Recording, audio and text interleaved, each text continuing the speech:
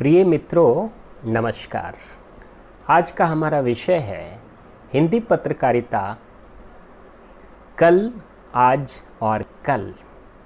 दोस्तों, इस विषय पर यानी कि हिंदी पत्रकारिता कल, आज और कल पर इससे पूर्व भी मैंने एक वीडियो बनाया है और इसे मैं भाग 2 के रूप में प्रस्तुत कर रहा हूँ। ये बहुत ही व्यापक एवं विस्तृत एवं विशाल विषय है, इसलिए हम कुछ बचे हुए पहलुओं को भी इसमें जोड़ते हुए इसका एक प्रकार से एक निष्कर्षतम रूप देने का प्रयास करेंगे।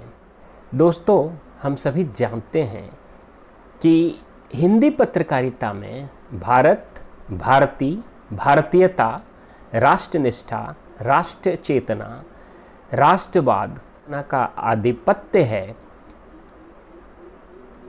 क्योंकि यह भारत की विशालतम जन समुदाय से भावात्मक रूप से जुड़ी है। हिंदी पत्रकारिता की आरंभ कब, कैसे, कहाँ, किन स्थितियों परिस्थितियों में हुई थी, इसकी चर्चा हमने अपनी पिछली वीडियो में आपसे किया था। आज मैं हिंदी पत्रकारिता पर उसके कुछ शोधात्मक रूप को लेना चाहूँगा। दोस्तों, हम जानते हैं कि किसी भी देश का भविष्य जानने के लिए उसका इतिहास जानना अति अनिवार्य होता है। कहते हैं तीर के कमान को जितना पीछे खींचोगे, तीर उतना ही आगे जाएगा। ठीक उसी प्रकार हमें किसी देश का भविष्य जानना हो या किसी पत्रकारिता का या किसी भी विषय का भविष्य जानना हो, तो हमें उसके इतिहास को जानना अति अनिवार्य है। न केवल भविष्य जानने के लिए बल्कि वर्तमान को समझने परखने के लिए भी अतीत का ज्ञान अत्यावश्यक है। कोई व्यक्ति आपके बारे में ही जानना चाहता है, आपका ही साक्षात्कार लेता है, तो आपके अतीत को ज़रूर पूछता है कि आपने कब मैट्रिक पास की, कहाँ से मैट्रिक पास की, आपके बीए में क्या विषय थे, कितने प्रतिशत अंक थे, आपकी अतिरिक्त गतिविधियाँ क्या थी, आपने कहाँ कहाँ किस रूप में रोजगार किया है, वगैरह वगैरह। उस आधार पर वो आपके वर्तमान यानी आज का अंदाज़ा लगाता है और आपके आने वाले कल का भी अनुमान करता है। ठीक उसी प्रकार हिंदी पत्रकारिता के वर्तमान को यानी कि आज को समझने के लिए एवं इसके भविष्य को समझने के लिए इसके अतीत का अध्ययन, और वो भी शोधात्मक अध्ययन, अति अनिवार्य है, महत्वपूर्ण है, सार्थक है, उपयोगी है। दोस्तों, यहाँ हम अतीत जानने के लिए शोध में सामान्यतः ऐतिहासिक शोध पद्धति को अपनाते हैं। इसको अंग्रेजी में कहते हैं हिस्टोरिकल रिसर्च मेथड। और हिस्टोरिकल रिसर्च मेथड में हम पूरे काल अवधि को कई कालखंडों में बांटते हैं और सभी कालखंडों की अपनी अलग अलग विशेषताएं होती है, उसकी अपनी अलग अलग प्रवृत्तियां होती हैं, उसकी अलग अलग रूपरेखा, प्रारूप होता है, स्वरूप होता है। तो उस अनुसार उस समय की तत्काल परिस्थिति, काल, स्थान के अनुसार हम कालखंडों में बांटते हैं। तो हिंदी पत्रकारिता के अतीत को हम इन भागों में बांटेंगे, मूलतः 11 भागों में बांटते हैं। सबसे पहले बीजारोपण काल। बीजारोपण काल हिंदी पत्रकारिता की शुरुआत 1826 में हुई थी, जहाँ तक भारत का सवाल है। तो इसका बीजारोपण काल 1826 से लेकर 1855 तक का। उसके बाद अंकुरन काल यानी कि हिंदी पत्रकारिता का अंकुरन हुआ, उस कालखंड को हम 1856 से लेकर 1885 के बीच में बांटते हैं। उसके बाद प्रस्फुटन काल यानी कि प्रस्फुटित होने का काल, उस काल को हम 1886 से 1925 इस अवधि में बांटते हैं। उसके बाद पल्लवन काल, ये आज़ादी से पूर्व का अंतिम काल है और इस काल को हम 1926 से लेकर 1946 में बांटते हैं। इसको हम कहते हैं पल्लवन काल। उसके बाद दोस्तों पुष्पन काल, पुष्पन काल को हम फलन काल भी कहते हैं, यानी कि इस अवधि में पत्रकारिता अपने पुष्प देने लगता है, अपने फल देने लगता है। तो पुष्पन काल की अवधि आज़ादी के बाद शुरू हुई और आज़ादी के बाद की अवधि को भी हम कई कालखंडों में बांटेंगे, जैसे पुष्पन काल, व्यावसायिक काल यानी कि प्रोफेशन फिर उसका मिशन काल, फिर उसका सेंसेशन काल, फिर उसका कमीशन काल, फिर कोरोना काल, वर्तमान काल, इस तरह से हम उसको बांटेंगे। तो खैर, आज़ादी से पूर्व का मैंने बताया कि बीजारोपण काल, अंकुरन काल, प्रस्फुटन काल, पल्लवन काल। आज़ादी के बाद पुष्पन काल 1947 से लेकर 1962, यानी कि चीनी आक्रमण से तक की स्थिति, चीनी आक्रमण 1962 तक की स्थिति को हम इस कालखंडों में आज़ादी के बाद लेते हैं। चीनी आक्रमण के बाद भारत की उद्योग, भारत की अर्थव्यवस्था, भारत की विकासात्मक रूपरेखा में एक आमूलचूल परिवर्तन आया और भारत ने पुनर्विकास की ओर अग्रसर होना, एक अर्थव्यवस्था धीमी पड़ गई, उद्योग धीमे पड़ गए, विकास धीमा पड़ गया। तो उसके बाद यानी कि 63 से लेकर के 74 तक एक अलग काल अवधि में बांटते हैं, जिसको कहते हैं व्यावसायिक काल। यानी कि पत्रकारिता में व्यावसायिकता, प्रोफेशनलिज्म बड़े पैमाने पर आ गया और इसका बहुत तेज़ी से फिर विकास होने लगा। प्रोफेशनलिज्म, हम इसकी चर्चा बाद में करेंगे। उसके बाद 1974 के बाद 1975 से 77 तक एक विशेष कालावधि थी जब भारत में आपातकाल की स्थिति लगाई गई थी। भारत के तत्कालीन सरकार के द्वारा, सत्तारूढ़ सरकार के द्वारा उस समय देश में आपातकाल की स्थिति आई थी 75 से 77 तक। उस अवधि में पत्रकारिता के रूप, स्वरूप, प्रारूप, इसमें एक आमूलचूल परिवर्तन आया और उस अवधि को हम अलग से अध्ययन करेंगे। उसके बाद आपातकाल के बाद, आपातकाल से लेकर उदारीकरण काल, मानी कि आपातकाल की समापन से लेकर उदारीकरण काल के आरंभ तक की स्थिति, उसको हम एक अलग कालखंड में बांटते हैं, जिसको हम कह सकते हैं पूर्व उदारीकरण काल। इसको हम लोग सेंसेशनल पीरियड भी कहते हैं। जैसा कि हमने अपने पूर्व वीडियो में भी बताया था कि पत्रकारिता में किस प्रकार से बदलाव आया। तो from mission to profession, from profession to sensation, from sensation to commission, ये बदलाव को हम कालखंडों में और इसके और भी शोधात्मक तौर तरीके अपनाते हुए इसका अध्ययन करने का प्रयास करेंगे।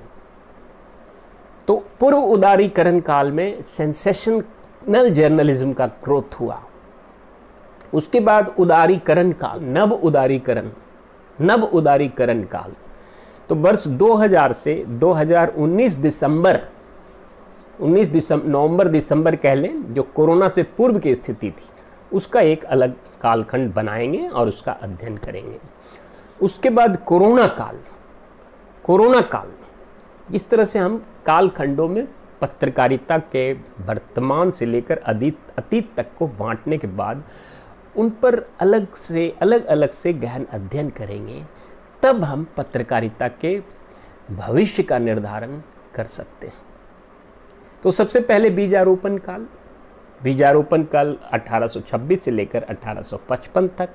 इसमें बहुत से समाचार पत्र आए, जैसे उदंत मार्तंड आरंभ भी हुआ उसका, बाद में क्षुधा बरसन भी आया जो प्रथम समाचार पत्र, दैनिक समाचार पत्र था। उसके बाद पंडित मदन मोहन मालवीय की समाचार पत्र आई, जैसे अभ्युदय, मर्यादा, महात्मा गांधी की आई, आजीवन, नवजीवन, हरिजन, कई समाचार पत्र आए। गणेश शंकर विद्यार्थी की पत्रकारिता, राजा राम मोहन राय के समाचार पत्र आए, मिरातुल और कई समाचार पत्र आए। तो कई समाचार पत्रों का बीजारोपण हुआ। और दोस्तों, हम देखते हैं कि बीजारोपण होता है, जब गेहूं का ही बीजारोपण होता है तो कई पौधे उगते हैं, कई नहीं उगते। कई का बीजारोपण हुआ और कई जो है खुलते बंद हो गए। पैदा लेते ही उनकी नैसर्गिक मौत, प्राकृतिक मौत हो गई। ये सारा खाका इतिहास में, अगर हम पत्रकारिता के इतिहास को पढ़ें, जिसकी पढ़ाई आजकल काफ़ी कम हो गई है, लगभग विश्वविद्यालयों में अब पत्रकारिता के इतिहास को हटा दिया गया है और वहाँ उसके जगह computer application, animation, graphics, new technology. लेकिन हमें पत्रकारिता के इतिहास को भी उपेक्षित नहीं करना चाहिए अगर हमें पत्रकारिता को गहराई से पढ़ना है, समझना है। और इसलिए मैं इस वीडियो पर अधिक जोर दे रहा हूँ, क्योंकि बच्चे इसको पढ़ते नहीं आजकल। और ये मेरा वीडियो मुख्य रूप से आज के छात्रों के लिए, जो वरिष्ठ लोग हैं वो बहुत कुछ जानते हैं पत्रकारिता के इतिहास के बारे में, जो वरिष्ठ प्रोफेसर हैं, वरिष्ठ एसोसिएट प्रोफेसर हैं, जो सहायक प्रोफेसर हैं, वो सब जानते हैं। कुछ शोधार्थियों ने इस पर शोध भी किया है, उनको भी काफ़ी पता है। लेकिन जो हमारे नए नए विद्यार्थी हैं जिनके पाठ्यक्रम में इसको लगभग हटा सा दिया गया है, उनको हम इस मंच के माध्यम से, इस चैनल के माध्यम से चाहते हैं कि थोड़ा इधर ध्यान दें, वरना इतिहास कोई पढ़ना नहीं चाहता। मुझे याद है कि मैं इलाहाबाद विश्वविद्यालय में जब पत्रकारिता का संस्थापक अध्यक्ष था और बोर्ड ऑफ स्टडीज़ का चेयरमैन था, तो एक विशेषज्ञ आए थे, उन्होंने कहा हिस्ट्री ऑफ जर्नलिज्म हटा दीजिए, इसकी कोई आवश्यकता नहीं, ये पढ़ाने की कोई ज़रूरत नहीं। हमने कहा क्यों? कहा आपके जो बच्चे हैं वो किस रूप में जाते हैं अखबार में, सब एडिटर यानी उप संपादक, उनको अच्छी हेडलाइन देने आनी चाहिए, उनको अच्छी इंट्रो लिखने आनी चाहिए, उनकी भाषा पर अच्छी पकड़ होनी चाहिए, उनको 5Ws 1H आना चाहिए, उनको इन्वर्टेड पिरामिड रूल आना चाहिए। तो उन्होंने फिर कहा कि रिपोर्टर है तो उसको न्यूज़ करेक्ट, उसमें समाचार सूंघने की क्षमता होनी चाहिए, उसमें समाचार संग्रहण करने की क्षमता होनी चाहिए, उसमें सामाजिकता और लोगों से मिलने जुलने की प्रवृत्ति होनी चाहिए, वगैरह वगैरह। और फिर वो न्यूज़ कलेक्शन करेगा और सब एडिटर। यहाँ तक उनकी बात सीमित थी। एक दूसरे वरिष्ठ प्रोफेसर बहुत पुराने ज़माने के आए, जो उन्होंने इसका विरोध किया और उन्होंने बहुत लड़ाई लड़ी। तो बहुत मुश्किल से हम लोगों ने हाफ पेपर के रूप में, ये वर्ष 1992 की बात है, 92-93 की बात है, उस समय हमने हाफ पेपर के रूप में इसको किसी तरह बचाया था। लेकिन आज की जो स्थिति है लगभग समाप्त हो चुका। तो खैर, उन्होंने इतिहास को पढ़ाने की महत्ता बताई कि भविष्य जानने के लिए इतिहास जानना जरूरी है। इतिहास हमें अभिप्रेरित, अनुप्राणित तथा अनुनयित करता है, यानी कि मोटिवेट करता है, परसुएड करता है। जब खून में आग ही नहीं है तो आप पत्रकारिता क्या करेंगे? कितना भी टेक्नोलॉजी जान जाए, जब आपको पूर्व का ज्ञान ही नहीं है तो आप अपने देश को, अपने काल को, अपने परिस्थिति को, अपने विषय को, अपनी पत्रकारिता को क्या समझेंगे? तो इसलिए ऐतिहासिक ज्ञान भी महत्वपूर्ण है, जिसको हम लोग प्रायः भूल जाते हैं, छोड़ देते हैं, कई बार संगोष्ठियों तक ही सीमित रहता है। वहाँ भी बहुत धड़ाधड़ एकदम खरगोश की चाल में त्वरित गति से सारी बातें होती है। तो बच्चों को थोड़ा कछुआ चाल में इसको समझना चाहिए, क्योंकि जो रेस होता है उसमें कछुआ की जीत होती है, खरगोश तो थोड़ी दूर दौड़ता है फिर परास्त हो जाता है। तो इसलिए मैं ये कहना चाह रहा हूँ कि हमें इस तरह के विषय पर भी ध्यान देना चाहिए। तो बीजारोपण काल में बहुत से समाचार पत्र, यानी कि 1826 से 1855 तक का दौर था। पत्र का बीजारोपण हुआ, मतलब वो उगे नहीं उगे, समाप्त हो गए, प्राकृतिक मौत हुआ, कई रह गए। अब ये जो हम पहले समाचार पत्र की बात करते हैं, उदंत मार्तंड, इसकी मात्र 500 कॉपी छपती थी और राजधानी में बड़ी मुश्किल से इसको बांटा जाता था, और ये भी 1.5 साल के बाद बंद हो गया। तो बहुत ही पत्रकारिता ने संघर्ष की स्थिति झेली है। आज तो बहुत आसान हो गया, एक औद्योगिक माहौल है और आपके पास मल्टी कलर वेब ऑफसेट है, डीटीपी से सीटीपी के युग में हम चले गए हैं, और बहुत तरह से रंग बिरंगी समाचार पत्रों का बड़ी सरलता पूर्वक प्रकाशन हो रहा है। कई बार तो उसी समाचार पत्र के सांध्य दैनिक भी है, सांध्य सप्लीमेंट भी देखने को मिलते हैं, यानी उनके पास सारी सुविधाएं हैं। परंतु उस समय एक ट्रेडल मशीन से और पैडल से 500 पत्र छापा जाता था, साइकिल की तरह पैडल चलाकर ट्रेडल मशीन से हैंड कंपोजिंग के माध्यम से समाचार पत्रों का प्रकाशन होता था। उसके बाद अंकुरन काल 1856 से 1885 तक, इसमें बहुत से समाचार पत्र आए, उन्होंने अपनी योगदान दी, वो चले, लेकिन उनको अंग्रेज़ों की सख्त निगरानी का सामना करना पड़ा। फिर अंग्रेज़ों ने बहुत मॉनिटरिंग किया, एक प्री सेंसरशिप लाया, जिसके तहत कोई भी समाचार पत्र प्रकाशित करने से पहले अंग्रेजी सरकार को दिखाना होता था, उनसे स्वीकृत कराना होता था, उनका एक उच्च सूचना अधिकारी के पास भेजा जाता था और वहाँ से उसको स्वीकृत किया जाता था, तब समाचार पत्र का प्रकाशन होता था। तो आप अनुमान लगा सकते हैं कि उस समय की पत्रकारिता किस दौर से गुजरी होगी और क्या स्थिति परिस्थिति और क्या पर्यावरण रहा होगा पत्रकारिता का। उसके बाद प्रस्फुटन काल आया। प्रस्फुटन काल 1886 से 1925 तक का जो काल था, उसमें पत्रकारिता के कुछ समाचार पत्र और अंग्रेजी के समाचार पत्र भी आने लगे। मैं ज़्यादा हिंदी पत्रकारिता पर जोर दे रहा था, लेकिन कुछ अंग्रेजी के भी कई समाचार पत्र आए, जैसे टाइम्स ऑफ इंडिया आए, हिंदुस्तान टाइम्स आए। ऐसे कई समाचार पत्रों का 1938 में टाइम्स ऑफ इंडिया आया था। इस प्रकार से ये बढ़ने लगा। पल्लवन काल में आए टाइम्स ऑफ इंडिया। पल्लवन काल जो 1926 से 1946 तक का दौर था। तो 1938 में times of India, Hindustan times, statesman और पहले आ गया, पायनियर, लीडर, ये सब पहले आया। तो इस प्रकार से आप देखेंगे कि हम काल खंडों में बांटकर इन सभी अवधियों पर हम अलग से अध्ययन करेंगे। और भी हम तो थोड़ा संक्षेप में ही बता पा रहे हैं, क्योंकि वीडियो में भी बहुत चीज़ बताना संभव नहीं होता, लेकिन जितना हमारे लिए सार्थक, महत्वपूर्ण, उपयोगी है वो हमें अवश्य जानना चाहिए। उसके बाद आज़ादी के बाद पुष्पन काल आया। इसको हम फलन काल भी कहते हैं। पत्रकारिता में थोड़ी तेज़ी आई क्योंकि हम स्वतंत्र हो गए, हमारे ऊपर प्रतिबंध नहीं था। ये भारत एक लोकतांत्रिक गणराज्य के रूप में देश बना और लोकतांत्रिक गणराज्य की अपनी विशेषता थी। संपादकों को एक तरह से छूट मिली। उस समय औद्योगिक दबाव भी नहीं था, सरकार ने भी कोई दबाव नहीं डाला।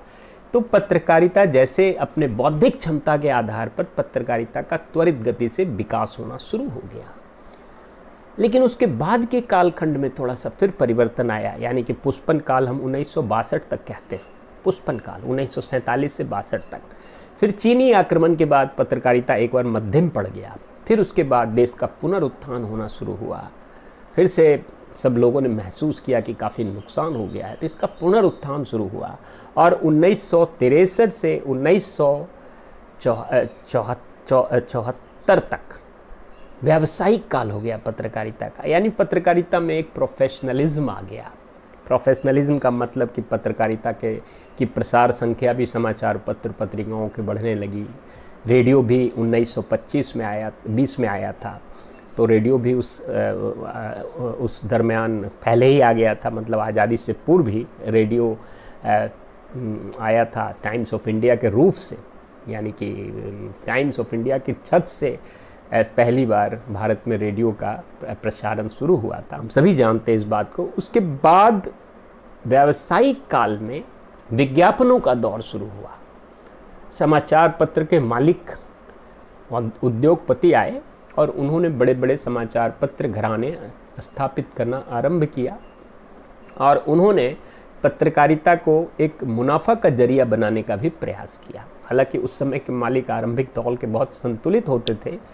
तो और सेकंड प्रेस कमीशन में ये बिल्कुल स्पष्ट लिखा हुआ है उसके रिपोर्ट में कि journalism is primarily a public utility service. पत्रकारिता मुख्य रूप से समाज सेवा है और पत्रकारिता मुख्य रूप से जनहिताय के लिए काम करता है। पत्रकारिता एकमात्र ऐसा उद्योग है जो निजी क्षेत्र में होते हुए भी लाभार्जन के लिए काम नहीं करता। तो आरंभ में आज़ादी के बाद जब जो प्रोफेशनल व्यावसायिक युग आया उसमें भी पत्रकारिता से बहुत लाभ कमाने की प्रवृत्ति नहीं थी, लेकिन हाँ, उसको चलाने के लिए जिस प्रकार के धन धान की आवश्यकता है, जो खर्चे होते हैं, वो सब निकाला जाता था और विज्ञापन बढ़ने लगी। क्योंकि दोस्तों आज हम जानते हैं कि एक समाचार पत्र को निकालने में करीबन 30 रुपया खर्च होता है और उसकी कीमत देखिए, हिंदी के एक समाचार पत्र की कीमत 4 रुपया है, यानी कि यह 10-15 गुना कम कीमत पर, उत्पादन मूल्य से कम पर समाचार पत्र एक मात्र प्रदत्त है जो अपने लागत मूल्य से कम पर बेची जाती आज भी। तो ये स्थिति आई, लेकिन फिर भी एक विज्ञापन का दौर शुरू हुआ। समाचार पत्रों में तकनीकी विकास भी शुरू हुआ। समाचार पत्रों में उसकी प्रसार संख्या भी बढ़ने लगी। बड़े बड़े समाचार पत्र होने लगे जिनकी प्रसार संख्या 75,000 से अधिक थी, उनको हम बड़े समाचार पत्र कहते थे। जिनकी समाचार प्रसार संख्या 50 से 75,000 थी, उसको हम मध्यम समाचार पत्र कहते थे। और जिनकी प्रसार संख्या 25,000 से कम थी, उसको हम लघु समाचार पत्र कहने लगे। और इन तीनों प्रकार के समाचार पत्रों का त्वरित गति से विकास होने लगा व्यावसायिक दौर में।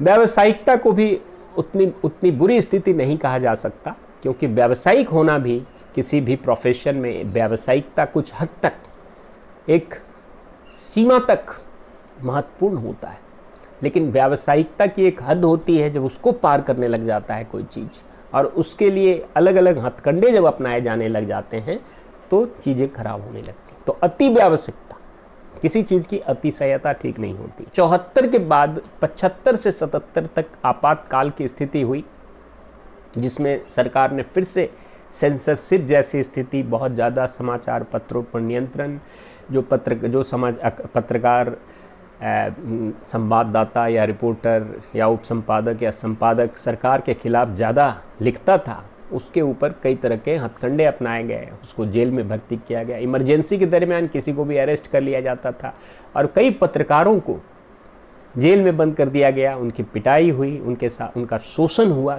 उनको कष्ट दिया गया, प्रताड़ित किया गया, उनके ऊपर रेड करा दिया गया सरकार के द्वारा पूरे समाचार पत्र के ऊपर कि इनकम टैक्स आप देते हैं कि नहीं, आपका न्यूज़ प्रिंट कहाँ से आया है, मशीन कहाँ से आया, इसका रसीद दिखाइए, वगैरह वगैरह, जैसे सरकार के पास बहुत हथकंडे होते थे।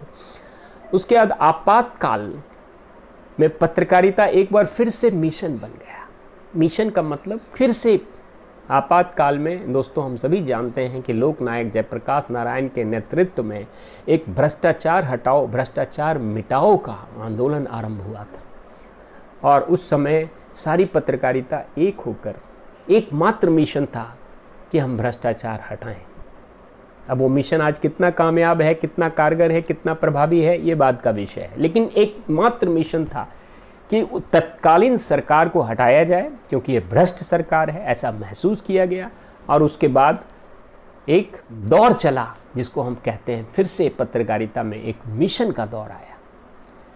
मिशन का मतलब पत्रकारिता एक सेवा के रूप में, जैसा कि हमने बताया कि जब आरंभिक दौर में पत्रकारिता एक सेवा थी, बाद में लोग मेवा के लिए पत्रकारिता करने लगे, लेकिन आपातकाल के दरमियान फिर से पत्रकारिता एक बार एक मिशन बन गई, आंशिक रूप से ही सही। कहने का तात्पर्य यह है कि जब अब समाचार पत्र के जो पत्रकार हैं उनको एक ऐसा माहौल दिया जाता है तो वो फिर से मिशनरी हो जाते हैं, क्योंकि आखिरकार वो एक कर्मचारी है।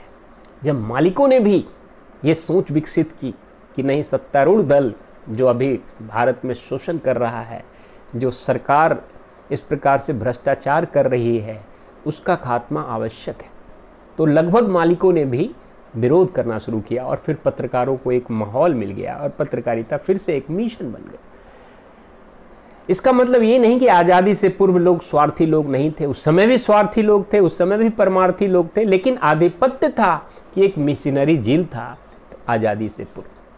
देखिए उस समय पुराने युग में भी कई ने भी अपना स्वार्थ दिखाया था और अपने बेटे भरत को भी उन्होंने राज्य दिलाने के लिए स्वार्थ दिखाया था। तो मैं ये नहीं कह रहा कि एकदम कोई चीज़ एब्सोल्युटली मिशनरी होता है, पूरी तरह कुछ भी नहीं होता।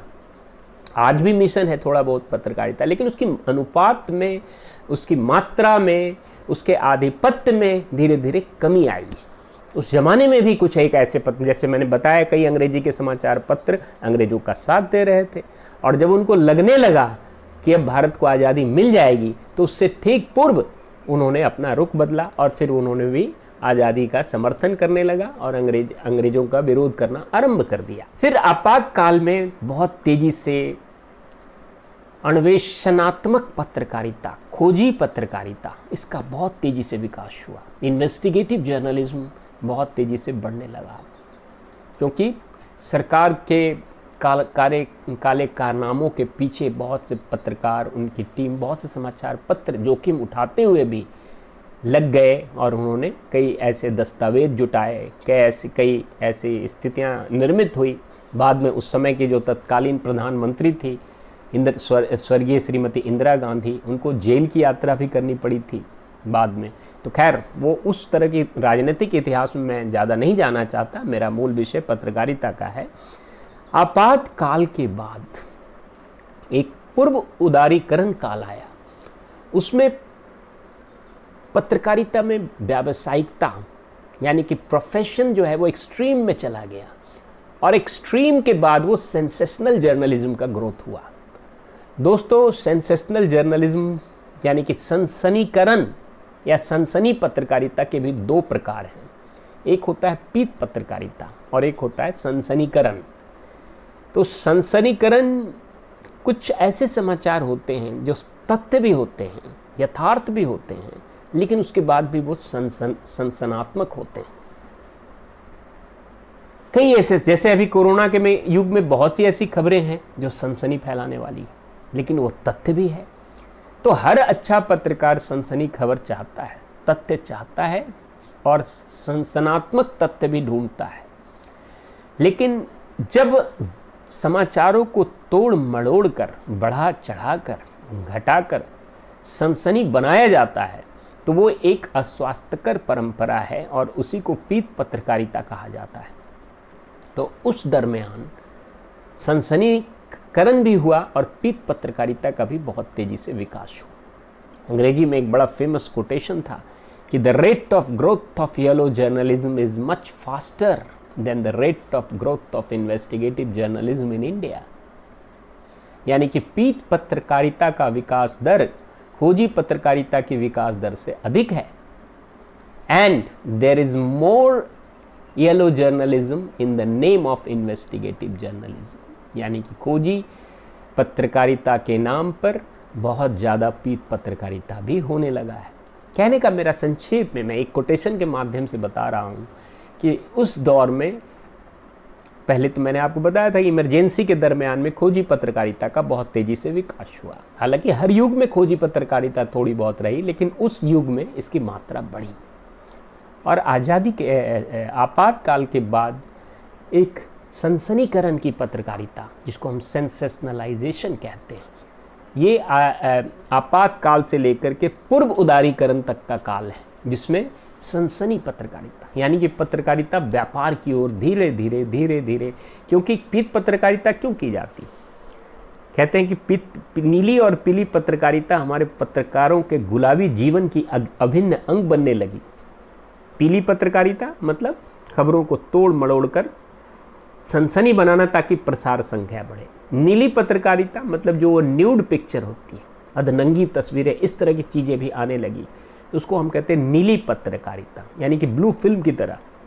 तो उसका एक अंश पत्रकारिता में दिखने लगा। कारण सभी मालिक चाहने लगे कि हमारी प्रसार संख्या बढ़े और इस तरह की खबरों से उनकी प्रसार संख्या बढ़ने भी लगी, तो इसलिए उसको हम सनसनीकरण युग कहते हैं। लेकिन दोस्तों, मैं फिर से बताऊंगा कि there is a difference between yellow journalism and sensationalization. Sensationalization may be a factual news, but yellow journalism is different, वो मैंने आपको बता दिया। इसलिए मैंने कहने का मतलब कि सनसनी पत्रकारिता और पीत पत्रकारिता में फ़र्क है। सभी पीत पत्रकारिता सनसनी पत्रकारिता है, लेकिन सभी सनसनी पत्रकारिता पीत पत्रकारिता नहीं है। ये फ़र्क भी मैंने आपको बताया है। विद्यार्थियों को कक्षा में पढ़ाया जाता है। यहाँ पर समयावधि के कारण मैं बहुत संक्षेप में सभी काल अवधियों की चर्चा कर रहा हूँ। में उस समय की सरकार पीवी नरसिम्हा राव की सरकार थी और मनमोहन सिंह वित्त मंत्री होते थे, डॉक्टर मनमोहन सिंह। तो भारत ने उदार आर्थिक नीतियां अपनाई। जब आर्थिक क्षेत्र में उदारीकरण हुआ तो उसका प्रभाव पत्रकारिता पर भी पड़ता है। जैसा कि मैंने अपने कई वीडियो में बताया हूँ कि मीडिया भी समाज का एक अंग है। मीडिया कोई आसमान से टपक कर नहीं आया या इसको डाउनलोड करके नहीं निकाला गया है, यह भी इसी समाज की उपज। मीडिया सिस्टम इज ए सब system of the social system. देश की लोकतंत्र मजबूत होगी तो मीडिया की भी लोकतंत्र मजबूत होगी, और मीडिया की लोकतंत्र मजबूत होगी तो देश की भी लोकतंत्र मजबूत होगी, एक दूसरे के पूरक। उसी तरह देश में उदारीकरण अपनाया जाएगा तो मीडिया में भी उदारीकरण होगा, और उस उदारीकरण के प्रभाव मीडिया उद्योग में भी देखने को मिले। और इस कारण से उदारीकरण के युग में मीडिया में एक कमीशन का भी दौर शुरू हो गया।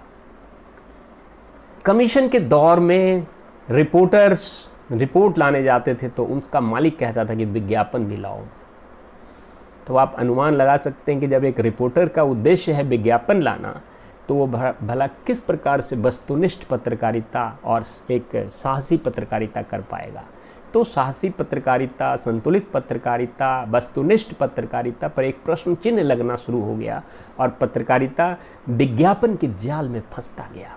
सरकार ने भी पत्रकारों को विज्ञापन का प्रलोभन फेंक फेंक कर अपनी जाल में फंसाना शुरू किया और कहते हैं कि journalism became from watch dog to lap dog, प्रहरी कुत्ता से गोद का कुत्ता, from watch dog to lap dog, ये कहते हैं। ऐसे कोटेशंस हैं उस दौर के। तो उदारीकरण के युग में पत्रकारिता को सरकार और दूसरी शक्तियां ने अपने विज्ञापन के जाल में फंसा करके उसकी स्वतंत्रता को प्रभावित किया, उसकी पत्रकारिता को प्रभावित किया।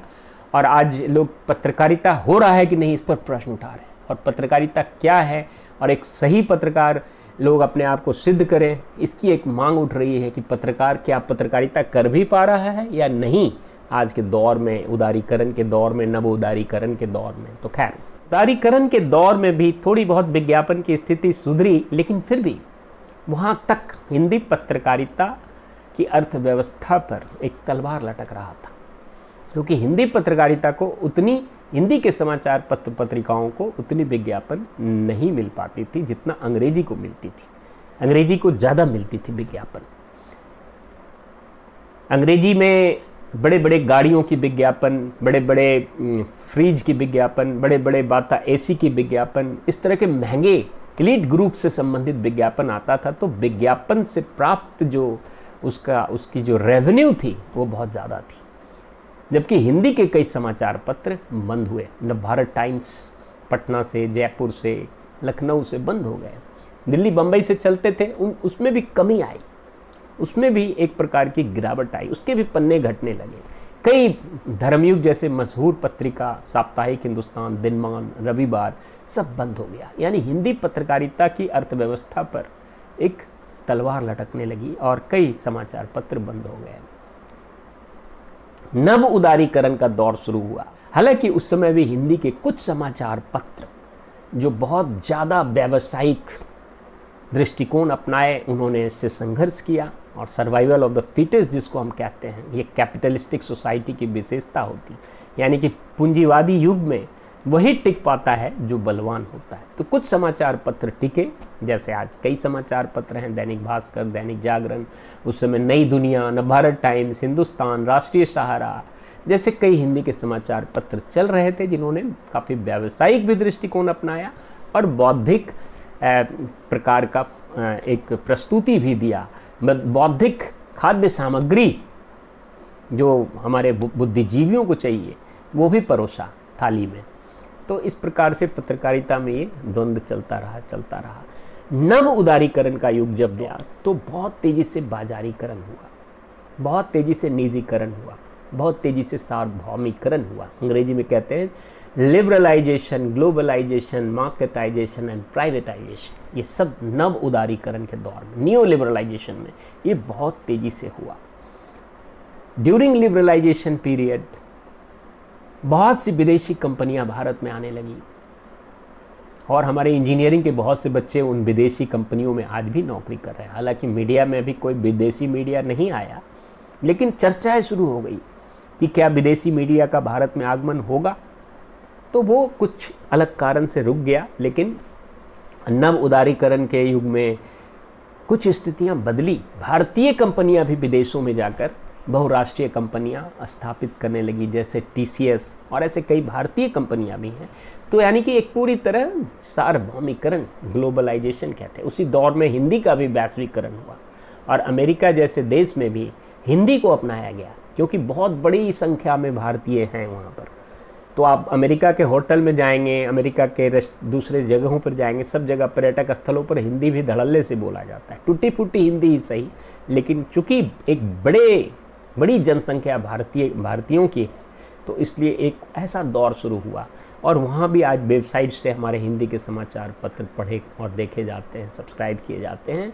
तो उस दौर में भारत के भी समाचार पत्रों ने अपने रिपोर्टर्स को बड़ी पैमाने पर, हिंदी के समाचार पत्र जो भी हमने अभी नाम लिया, दैनिक भास्कर हो, दैनिक जागरण हो, दैनिक नवभारत टाइम्स हो, नवभारत टाइम्स, हिंदुस्तान, अमर उजाला, जो भी समाचार, राष्ट्रीय सहारा, सबके फॉरेन कॉरेस्पॉन्डेंट्स भी बड़े पैमाने पर, खास करके इंग्लैंड, अमेरिका जैसे विकसित देशों में और दूसरे छोटे देशों में जैसे नेपाल, भूटान, बर्मा, बांग्लादेश, इन सब में तो खैर बहुत हैं ही भारत के पत्रकार, लेकिन इन विकसित देशों में भी वो चले जाते थे और उनको नौकरी मिलती थी, बड़े अच्छे पैसे मिलते थे और एक गौरवान्वित भी महसूस करते थे कि मैं यूके का फॉरेन कॉरेस्पॉन्डेंट हूँ या मैं टाइम्स ऑफ इंडिया का फॉरेन कॉरेस्पॉन्डेंट हूँ। जब बीजी वर्गीस ने हिंदुस्तान टाइम्स से इस्तीफ़ा दिया था तो के बिरला ने उन्हें भी ऑफ़र किया था कि आप जा कर के इंग्लैंड या यूके में, इंग्लैंड या अमेरिका में जा कर के आप विदेशी फॉरेन कॉरेस्पॉन्डेंट बन जाइए, इक्वल टू एडिटर स्टेटस पर। लेकिन वो एक अलग कहानी है जिसकी चर्चा कभी बाद में करेंगे, किस प्रकार से पत्रकारिता की स्वतंत्रता का हनन हुआ था और बीजी वर्गीस किस प्रकार से प्रेस काउंसिल गए थे, फिर बाद में के बिरला ने उनको बहुत प्रताड़ित किया, बहुत शोषित किया और फिर बाद में जब जनता पार्टी की सरकार बनी थी तो बीजी वर्गीस को इलेक्ट्रॉनिक मीडिया का कमेटी का चेयरमैन बनाया गया था, तो बीजी वर्गीस कमेटी के नाम से जानते हैं। तो खैर मैं उस राजनीति की चर्चा अभी नहीं कर रहा, मैं बता रहा था कि नव उदारीकरण के दौर में बहुत से हिंदी के समाचार पत्र भी बस बहुत तेज़ी से फैले।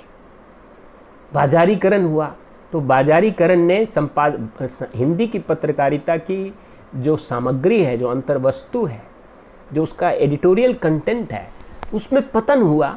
लेकिन विज्ञापन के बढ़ने से उस पत्रकारिता में एक समृद्धि भी आई, एक प्रकार से उसकी रूपरेखा में, उसके आकार विकार में, उसकी रंग में, उसकी पृष्ठ साज सज्जा में। सब हिंदी के अखबारों ने भी बहुरंगी वेब ऑफसेट जैसे चीज़ और नए नए तकनीकों को खरीदना आरंभ किया और बड़े पैमाने पर उनको भी विज्ञापन मिलने लगा।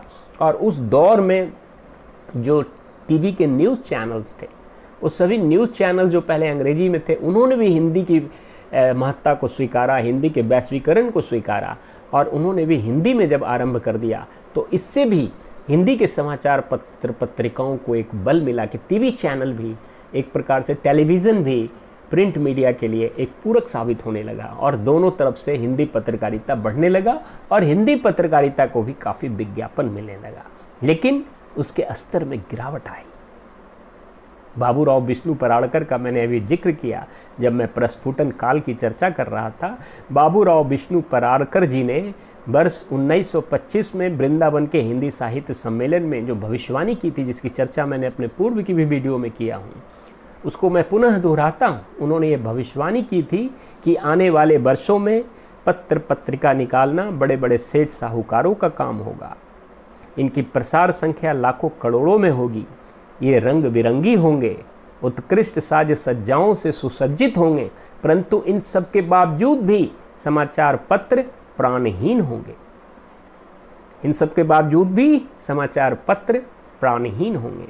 जो लेखक देशभक्ति की बात करेगा उसे विकृत मानसिकता वाला व्यक्ति समझा जाएगा तथा ऐसे लेखकों की पहुंच संपादक के कुर्सी तक भी नहीं होगी। ये बाबूराव विष्णु पराड़कर जो आज के संस्थापक संपादक थे और जो एक अहिंदी क्षेत्र के रहने वाले थे, उनकी ये भविष्यवाणी आज कितनी सार्थक सिद्ध हो रही है इस नव उदारीकरण के युग में, आप इसका अनुमान लगा सकते हैं। आज समाचार पत्र की आत्मा, समाचार पत्र की प्राण ही नहीं दिखती। कई बार हम लोग लाइब्रेरी में 12-12, 15-15 अखबार जो है 15-20 मिनट में पढ़ जाते हैं। केवल पलट के उसके रंग बिरंगी पृष्ठों को देख करके पाठक चला जाता है, उसको कोई कंटेंट, कोई अंतर वस्तु, कोई सामग्री नहीं मिलता। जबकि आज उप संपादक का नाम कंटेंट राइटर, कंटेंट प्रोवाइडर बन रहा है, फिर भी कहीं कंटेंट ही नहीं है। और हमारे पत्रकार पढ़ते भी नहीं है sociology, psychology, economics, history, geography, philosophy, इस तरह के जो पत्रकारिता से जुड़े सब्जेक्ट हैं उसको पढ़ाने पर भी कहीं जोड़, ना तो समाचार पत्र में जब काम करते हैं तब कोई दे पाते हैं, ना जब वो विश्वविद्यालय में होते हैं तभी, कोई अपना ही सब्जेक्ट पढ़ लें, इतना ही बहुत है।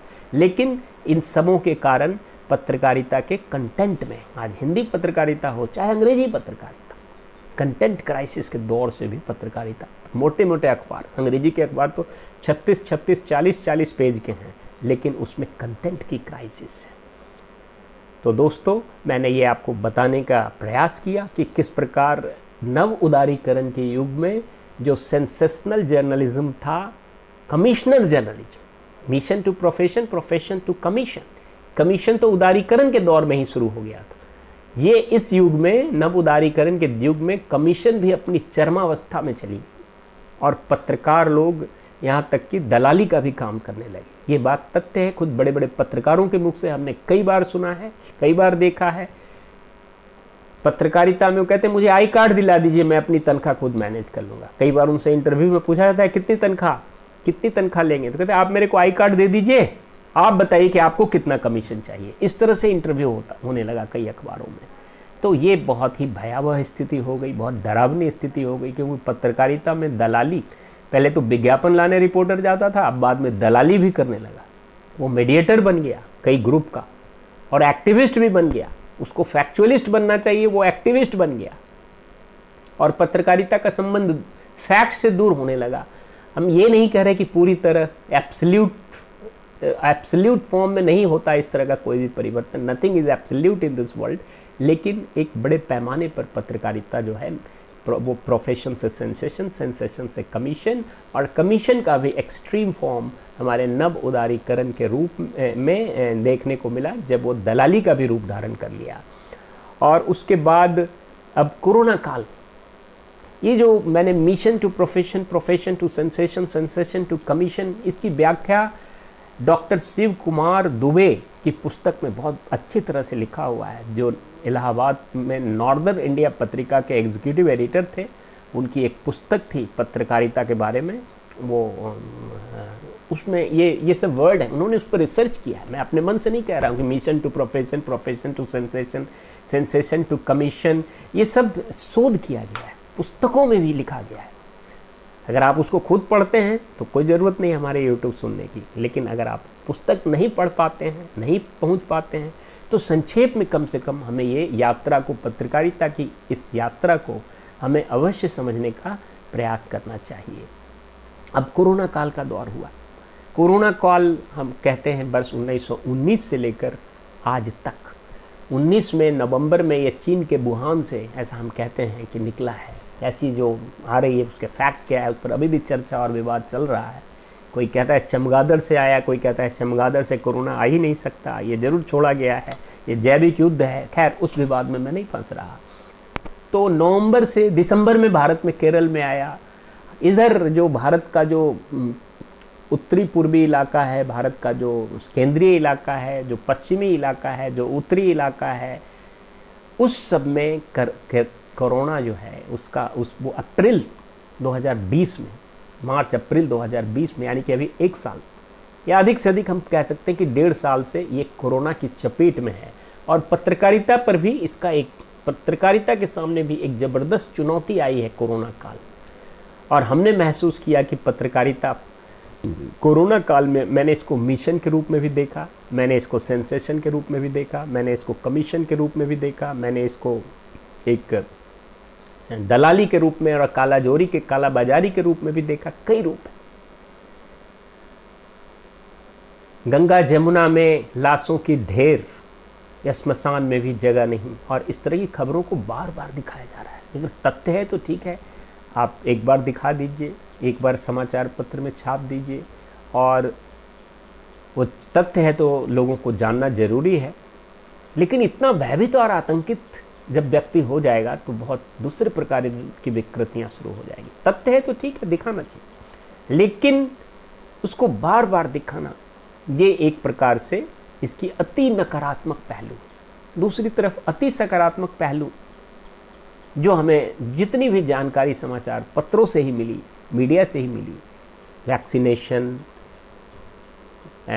Covishield, Covaxin, Sputnik, Moderna, Pfizer, doctor Trehan का इंटरव्यू, रामदेव बाबा का इंटरव्यू, डॉक्टर गुलेरिया का इंटरव्यू, और तमाम आयुर्वेद से संबंधित, एलोपैथिक से संबंधित तमाम सावधानियाँ, तमाम उसके उपाय, तमाम प्रकार की चीज़ें, योगाभ्यास, तरह तरह के योगाभ्यास नित्य दिन आप अखबार में देखेंगे। मटुकासन, वज्रासन, वीरभद्रासन, त्रियक ताड़ासन वगैरह वगैरह प्रतिदिन बड़े पैमाने पर अखबारों में आया। ये इसके बड़े ही सकारात्मक पक्ष। और इस दौर में भी पत्रकारिता को मैं एक मिशनरी रूप में देखता हूँ, पूर्णतः नहीं तो कम से कम अंशतः अवश्य। कि हमारे पत्रकार आईसीयू में जाकर के रिपोर्टिंग कर रहे हैं, हमारे पत्रकार स्मशान घाट जाकर के रिपोर्टिंग कर रहे हैं, हमारे पत्रकार हॉस्पिटल के क्वारंटाइन सेंटर और डिफरेंट क्वारंटाइन सेंटर और रेड जोन और येलो जोन और ग्रीन जोन में भी जा रहे हैं। जिस प्रकार की जोन बनाई गई उस सब में अपने जान को जोखिम पर डालकर अपने प्राण को हथेली पर लेकर के जा रहे हैं। हमारे खुद के 2 विद्यार्थी रोहित सरदाना, राकेश तनेजा ने पत्रकारी कोरोना के दौर में समाचार लिखते लिखते खुद ही समाचार बन गए। ऐसे कई मैंने आपको बताया था। Sorry, India is the 3rd such country in the world where the death of journalist has been recorded maximum। यानी कि भारत एक तीसरे स्थान पर है जहां पत्रकारों की मृत्यु हुई है। इस कोरोना के चलते, इस कोरोना काल में पत्रकारों की मृत्यु डॉक्टरों से ज़्यादा हुई, क्योंकि पत्रकार भी एक फ्रंट लाइन वर्कर है। एक पत्रकार भी एक प्रकार से वो कोरोना वॉरियर है, योद्धा है। और पत्रकार को बहुत सारे तरह की चुनौतियों का सामना करते हुए उन्होंने बड़े सकारात्मक, अति सकारात्मक भूमिका निभाई। सबसे ज़्यादा पत्रकारों की मृत्यु ब्राज़ील में हुई, फिर पेरू में हुई, फिर भारत में। बहुत से पत्रकारों की नौकरी भी गई, लेकिन उन्होंने जोखिम पर, अपने प्राण जोखिम पर रखते हुए पत्रकार, क्योंकि बहुत से समाचार पत्र को अब फिर से विज्ञापन मिलना बंद हो गया। बड़े बड़े बाजार बंद हैं, बड़े बड़े हॉस्पिटल, ये बड़े बड़े दुकान बंद हैं, बड़े बड़े कारखाने बंद हैं, मिल बंद हैं। उन सब से बड़े बड़े विज्ञापन आते थे, वो सब जब बंद पड़े हैं तो उनकी विज्ञापन आना भी बंद हो गई थी। इस प्रकार वो हिंदी की पत्रकारिता विशेष रूप से प्रभावित हुई। अंग्रेजी की पत्रकारिता की अर्थव्यवस्था बहुत मजबूत है तुलनात्मक रूप से। तो इस तरह से कोरोना काल में भी हमने देखा कि अति सकारात्मक पत्रकारिता और अति नकारात्मक पत्रकारिता, सकारात्मक पत्रकारिता तो अति सकारात्मक, नकारात्मक पत्रकारिता और सामान्य पत्र नहीं। ये लिकट के जो 5 स्केल है, ये अति सकारात्मक, सकारात्मक, सामान्य, नकारात्मक, अति नकारात्मक, इस 5 रूप में हमने पत्रकारिता कोरोना काल में भारत की पत्रकारिता का अवलोकन महसूस किया है। अखबारों में उसके जो डाटा देखे हैं, इस पर लोग काम कर रहे हैं। कई रिसर्च पेपर पढ़ने का मौका मिला। इन सब में ये ट्रेंड देखने को मिल रहा है। इस पर और भी शोध किए जा सकते हैं। तो इस तरह से मैंने आपको भारत की हिंदी पत्रकारिता का थोड़ा सा इतिहास भी बताया और थोड़ा सा भविष्य वर्तमान भी बताया। बहुत थोड़ा बताया, बहुत व्यापक पूरा एक पेपर होता है, तो इतना एक छोटे से वीडियो में सब कुछ नहीं बताया जा सकता। और इसके अतीत को देखते हुए और वर्तमान को देखते हुए, और चूँकि हिंदी भारत की विशालतम जन समुदाय से भावात्मक रूप से जुड़ी है और हिंदी में भारतीयता, राष्ट्रभक्ति, राष्ट्रनिष्ठा, राष्ट्र प्रेम, राष्ट्र चेतना का आधिक्य है, इसलिए हिंदी पत्रकारिता का उज्जवल भविष्य है। हाँ, लेकिन ये जरूर आवश्यक है कि आज भी पत्रकारिता में उसी तप की आवश्यकता है जिस तप से उदंत मार्तंड का आरंभ किया गया था। तो आज भी हमें इसी तपिश की आवश्यकता है। तो मैं ऋग्वेद की इन पंक्तियों से अपनी वाणी को विराम देना चाहूँगा।